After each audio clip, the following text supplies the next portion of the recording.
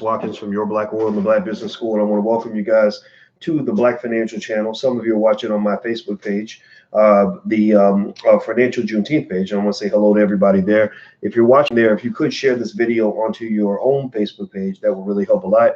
Those of you who are watching on the Black Financial Channel, theblackfinancialchannel.com, I want to say hello and welcome, and I'm glad you guys are here today as well. I'm going to do a quick conversation. It won't take long, but I think it's worth digging into because a lot of you have similar situations that you're working through. So I thought you might want to see me analyze this one out loud. I got a story forwarded to me. How you doing, Larry Hurt? Good to see you. I had a story forwarded to me today about this couple. They're partially educated, and let me tell you. So Tammy, here's what. So the couple basically was looking for the American dream.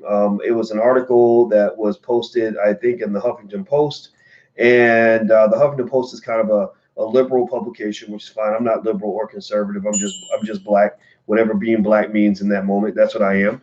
And so basically, this couple stood out because they were deep in debt. The debt levels were astronomical, incredibly toxic, unbelievable, just shocking. The title of the article is, it's written by Rachel Bevel, so she's the guest writer. It says, "My husband and I thought education was a way out of poverty. Now we're $718,000 in debt."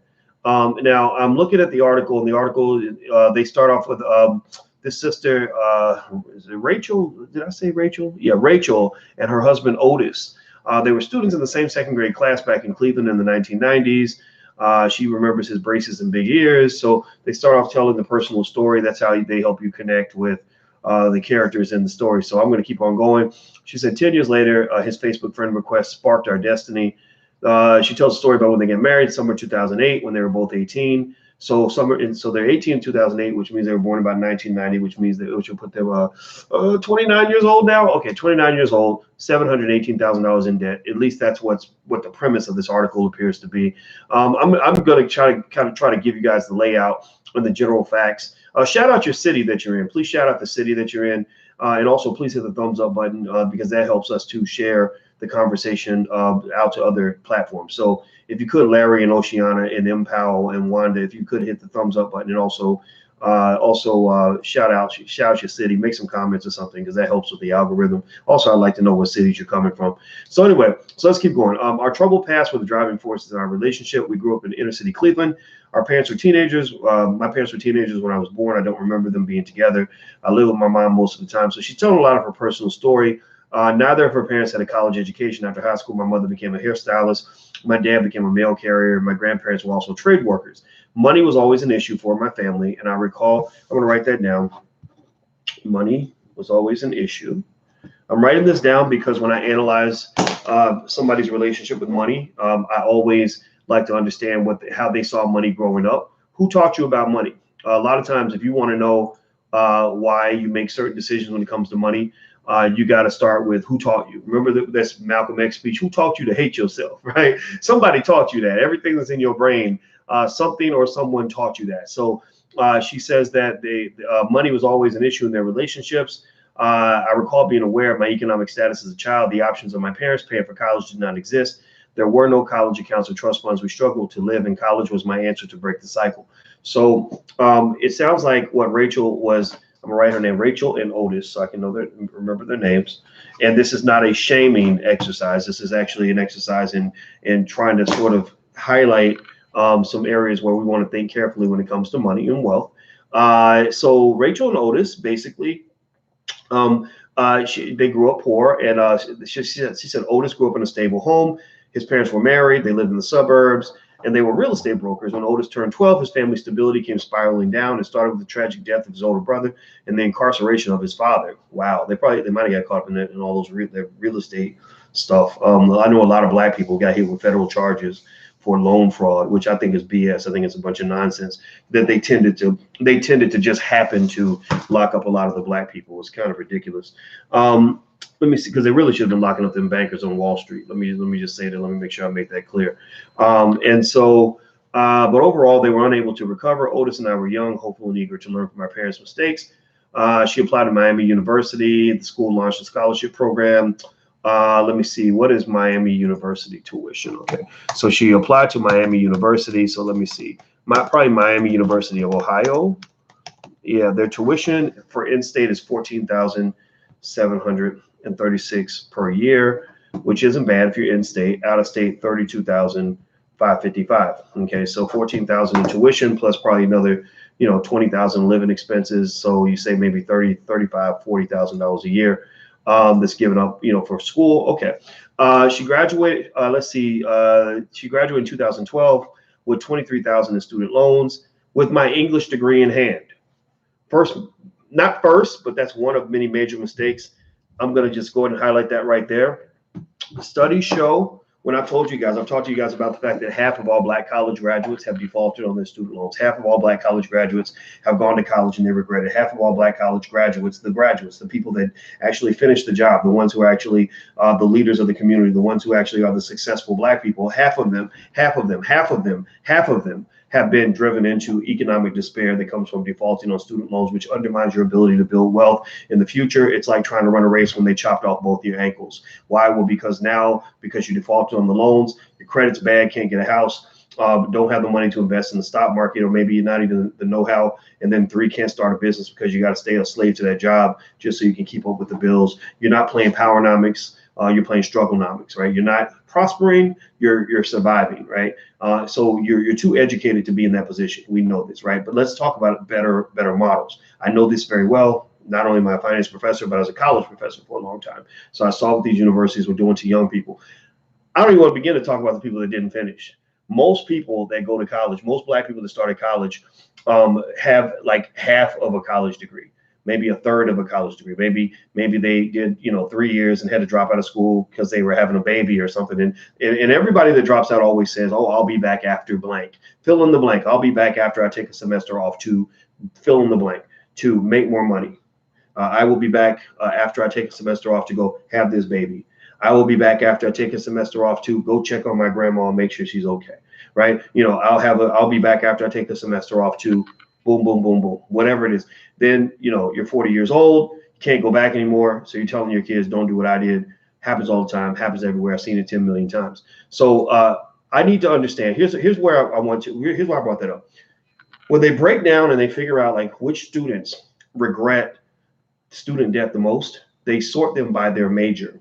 If you major in engineering, accounting, like my friend Rebecca, I see Rebecca. I saw you in there, Rebecca.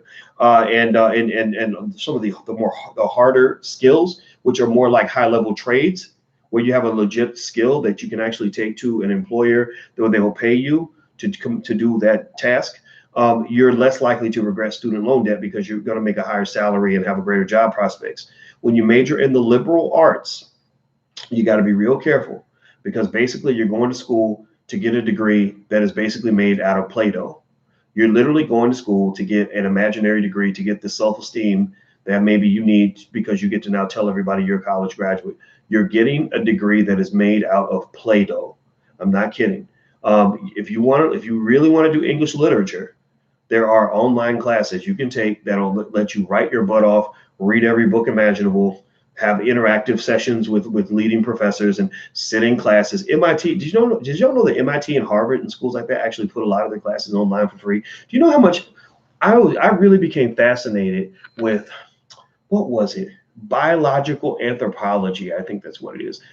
And I don't know why. I think because I was really curious about the origins of mankind, like what makes human beings human, like how do our brains work? I didn't go get a degree. I didn't go spend $100,000 getting a degree. You know what I did? I went to YouTube and I found this white man named Professor Ken Sapolsky, who gave me I watched 10 hours of lectures with Professor Sapolsky at Stanford. I'm a Stanford student sitting, just like the students sitting in class paying 100, 50, 60 grand a year, whatever they're paying. I'm sitting in his class watching these lectures from this white man with a beard telling me all about monkeys and brains and human brains and how humans evolved and all that. So I walked away educated, right? So what I would just say is anybody who goes deep in debt to get a liberal arts degree probably increases their likelihood of dying in debt by about tenfold. You go deep in debt, you go 40, 50, 30, 40, 50, 60, 70, $80,000 in debt for an English degree. I don't really know what to tell you. All I can say is good, bad move, dog. Not a good move. Let me keep going. Hit the thumbs up button. Please hit the thumbs up button. Let's keep going. English degree in hand, I was ready to face the world and chase down the dream job of magazine publishing, which hits is why she's writing this article for the Huffington Post. She should have probably majored in business, because if she were in business, she could figure out how to monetize a blog and monetize an online platform without having to go to white people who own Huffington Post to let them publish an article. I'm not making fun of her, but I'm saying I've seen this 1,000 times. I've seen the black liberal arts major who wants to be a magazine writer going to white magazines to get an opportunity to write. So next thing you know, they get, maybe they get a guest piece in Slate magazine, or maybe they get to go work for The Root, which is white owned. And but it's not sustainable. It doesn't help you really pay all your bills. It doesn't really help you get ahead financially. So the people that have done well with writing and content creation online are usually the people that have a mind for business, that know how to monetize. But that's neither here nor there. All right, so let's keep going. Otis had to stay in Pennsylvania for another year to finish his degree in biology. Biology is not as bad, especially if you're maybe going to go to medical school, something like that. It looks like Otis accumulated $80,000 in debt, so that's $103,000 as a couple in debt. You better be, riding the rails, making some big money to pay that off, but it doesn't look like they're doing that. So it looked like he struggled to pass his dental admissions exam. And if Otis and I agreed on anything, it was definitely the importance of family. We were married in 2014. So 2014, they're 14 plus 24 years old. They had some birth control errors and a surprise baby in 2015. Congratulations. Let's see. I'd scroll down my social media timeline and compare myself to others. Bad move. Don't compare yourself to other people. You just want to focus on what you're doing. They appear to be traveling, shopping, and building perfect homes on the other side of the screen. So that is another financial concept that you probably know about. Basically, keeping up with the Joneses, which can cause tremendous amounts of financial anxiety, because what you're basically doing is it's almost like it's like being an Olympic sprinter who is drug free, who's trying to compete with a bunch of athletes on steroids. The Joneses are not good people to try to keep up with, because the Joneses can't even keep up with themselves. The Joneses are living a lie. So when you're trying to take your truth and compare it to somebody else's lie, you're always going to feel like you came up short. So she says she later enrolled for a master's degree to fill an emotional void. Okay, so emotional spending, that's what it sounds like. That's not a good move.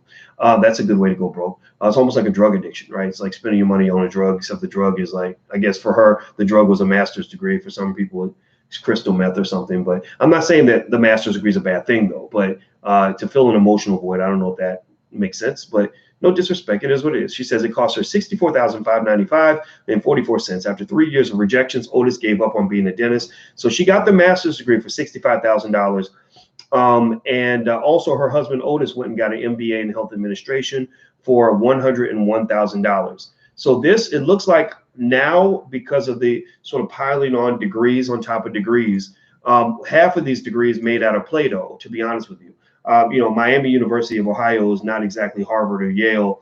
And also, last time I checked, a degree in English from most universities isn't going to really give you a good ROI. Doesn't mean it's not a great, meaningful endeavor. There are lots of meaningful things you could do that are lots of fun for you. Like, for example, I could commit myself right now to becoming a professional basketball player. Problem is, I'm 5'8" and I'm 48 years old, and shit, my legs hurt half the time, but I could try. Because I love basketball. But the problem is that if I go out and I borrow $100,000 to become a really good basketball player, my chances of making money as a basketball player are slim to none. I'm not going to the NBA, right?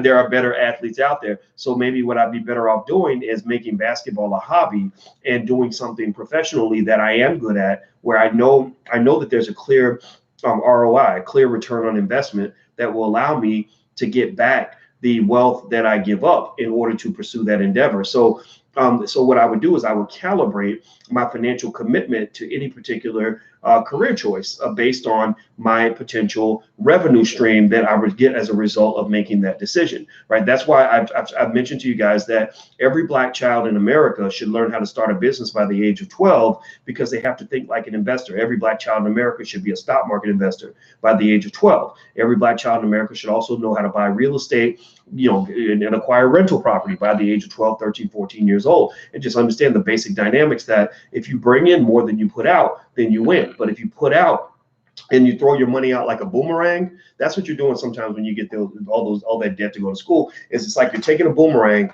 and you're throwing it, and you're like, I'm waiting for the big payback to come back in. I'm waiting for the boomerang to come back. and the boomerang don't come back, because it wasn't a boomerang, it was actually a frisbee, and frisbees don't come back, right? So ultimately, this is what I'm seeing here. I'm seeing some people who were told to go into this dark tunnel called, college education. And they said, look, just go through this tunnel, keep walking straight, and there's gold at the end of the rainbow. And they haven't seen any pictures of what comes out at the end of the tunnel. They've never been to the other side of that tunnel. Maybe nobody in their family's been to the other side of the tunnel. They just say, hey, if you walk down this dark tunnel, there's gold at the end of the rainbow. The problem is that there's not gold at the end of the rainbow. There is financial rape at the end of this tunnel. There is despair, in this tunnel. There is debt in this tunnel. There is a devastation in this tunnel. There is economic anxiety in this tunnel, right? But no one ever really told you that at the end of that tunnel, there can be good things, but you got to go down the right tunnel. Okay. So one thing I always tell people when they start school is make sure that, if you think you're going to get a certain salary from a certain degree, then go talk to somebody who got that same degree, who got the salary that you think you're going to get, and verify to make sure that that's true. Even in my PhD programs, I learned a little trick that they would do in our PhD programs. They would always only tell you, when they're trying to recruit you, they would always tell you about the very best students they've ever had and the best jobs they ever got. So you go to University of Kansas for a PhD. University of Kansas PhDs do not get jobs at Harvard, Yale, Stanford, places like that, just because of the way academia works. But they might have one guy in 30 years that lucked out and got a job at Harvard. It might have even been a temporary job, but they'll list that person as one example of what their graduates do after graduation. So you're seeing Harvard and Stanford and all these prestigious schools, and you're like, oh, I can go to University of Kansas. This can happen to me. So I learned to actually talk to people to find out exactly what I'm going to get as a return on investment. So it kind of goes on and on and on. So the sister keeps telling the story. And at the end, she says that her her husband, he got into dental school. Congratulations to him. And I guess they're going to have to borrow a few $100,000 more for him to get through his dental program. When he graduates, she says it'll cost her a total $718,000. She says, so you can imagine my excitement when presidential candidate Bernie Sanders announced his plan to cancel all $1.6 trillion of student debts if elected. I don't know if that's going to happen or not, but I think that it's kind of a wing and a prayer to go $700,000 in debt and believe that this wonderful white man is going to save you. We can't do that. You either in church praying to white Jesus to come in and pay your debt off, or you're praying to white Bernie Sanders to pay your debt off. And I'm saying that maybe there's a better strategy out there for you. All this could have easily been predicted, but I think at the same time, they just didn't know. You see people from the hood get ripped like that all the time. They'll take advantage of your ambition. I've seen people that are committed to making their lives better. So the for-profit schools, for example, made a lot of money by basically saying, hey, come to our school, get this degree, and you're going to get this great job. And the jobs really weren't there like they said that they would be. And then you'd say, well, how much does it cost? And they'd say, well, it costs $40,000 a year for you to learn how to be a dental assistant or whatever. And they would say, but don't worry about it. All you have to do is sign this piece of paper. So what they're effectively doing, is it time to go, babe? Okay, give me like 2 minutes. So what they're basically doing is they're taking advantage of your need for instant gratification. They're saying, look, don't worry about it. Don't worry about the future. Just sign here. Just sign here. It's going to be all good. So what I'm just here to tell you is that, even though it's wrong for them to do that, even though it's wrong for people to take advantage of another person's lack of knowledge or lack of understanding of the system, it's also right for me to tell you that that's how the world works. Like they say, a fool and his money will soon part ways. I'm not saying that you were a fool. I'm saying that some of you were fooled, right? You ain't got to be a fool to get fooled. So a fooled person and their money will always part ways. Where does it circle back to? Financial literacy, financial education. Every black person, there should be no black family in this country that wants to be economically successful where your child spends more time in football camp than they spend learning about money and business. It will not win. They're not going to get ahead in the world by playing football. 99.9% of them will never ever get an NFL contract, and even if they do, NFL careers only last a few months anyway. So what's guaranteed is the brain damage. I mean, almost all the NFL players have brain damage. That's why they end up doing crazy things when they get older and beating their wives and getting locked up for crazy stuff and killing themselves. A lot of guys killed. Junior Seau, he was a all-pro guy. He killed himself. Another guy who was Mr. Football, he was the man of the year in the NFL. I forgot the brother's name. Played for the Chicago Bears, won a Super Bowl, and then he shot himself because his brain wasn't working right and he couldn't take it anymore. When your brain ain't working right, it's literally like being trapped in this crazy prison where you're carrying this insanity with you everywhere you go. And my heart goes out to those guys. So what I'm just trying to say to you is that you can do all those things if you want to. I'm not telling you not to put your kid in football. If that's what you want to do, then don't let me make you feel bad about it. But you can't say nobody told you. Okay. So all this, what I see here with this article, the one thing that pisses me off about this article a little bit is that I'm tired of Black people writing in liberal publications and talking about ourselves as if we are victims. I'm tired of that. I'm tired of us going to white folks and saying, woe is me, I'm a poor Black man, and these bad things happen to me because I didn't take the time to do due diligence on my own life. It does not mean that those people are not evil for taking all their family wealth. It does not mean that the system is not jacked up and corrupt. It does not mean that these universities should be held accountable for overcharging for education. But it does mean that that article is as predictable as the sun coming up at 6 o'clock in the morning. It is as predictable as water coming out the faucet when you turn the knob. It's predictable because I'm like, oh, I get it. A Black person who gave all their family wealth to a white university to get a liberal arts education degree made out of Play-Doh is going now and telling a sob story to white American liberals in hopes that white American liberals like Bernie Sanders will come back and save our community. I'm not with that model at all because I can predict it. It's like clockwork. I see it all the time. What I'm trying to say is get a new model, choose Blackness, and stop choosing just brokenness. Like it ain't gonna get you anywhere. Sympathy will only make you look that much more pathetic. That's just the reality. That's just the honest to God truth. So no disrespect to this lady and her family. I think that they're good people. They're raising a great family. I think it's wonderful. But now that you've all read the article, it's on the Huffington Post. Please go read it. Now that you've read it, now you know better. So if you end up walking down the same path, you can't write that same article because we can't be stuck on stupid and keep making the same mistake over and over and over again. That's not going to get us anywhere. We have to try a different approach, period. So anyway, I'm going to go, guys. If you are looking for other ways, like in fact, this family, one thing that they're going to have to do is make extra income to be able to overcome all this debt. So I am a big advocate of income acceleration for Black people, creating multiple streams of income outside of a job that will help you to get caught up financially. So actually in the Black Business School tonight on August 3rd, that's the date of today, we're doing the Emancipation Equation Real Estate Edition. If you were there last night, let us know because it let us know how much you loved it. Let other people know how much you loved it because it was really, really good. Julian Gordon is going to talk about how he actually he's in his 30s. And he owns about he controls about $3.4 million in rental property, and he generates enough rental income that it pays his mortgage. All his mortgages are being paid by his tenants. And so in the Black Business School, those are the kinds of things that we teach. We don't leave you in debt. You're being educated by Black experts, Black PhDs, Black people with real experience.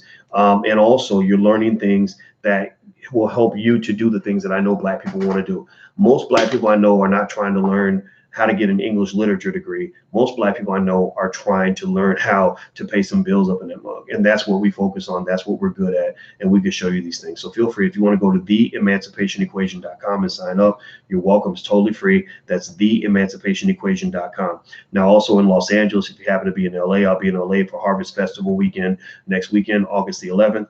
If you happen to want to fly to Los Angeles or you live there, go to drboycelosangeles.com. Now, that's not free. There is an investment, but you get to network with other Black wealth builders and business owners and other people where you can partner with them, get to know them, work with them, start businesses together, all kinds of stuff. So it's a very small group. I'm teaching all day long in Los Angeles, live and in person. You'll be able to walk right up to me and talk to me and shake my hand. I'll sign your book and we'll talk about whatever you want to talk about. So feel free to go to drboycelosangeles.com. That's drboycelosangeles.com. I'm out of here, guys. Have a good day. Take care. Talk to you soon. Bye-bye. Peace.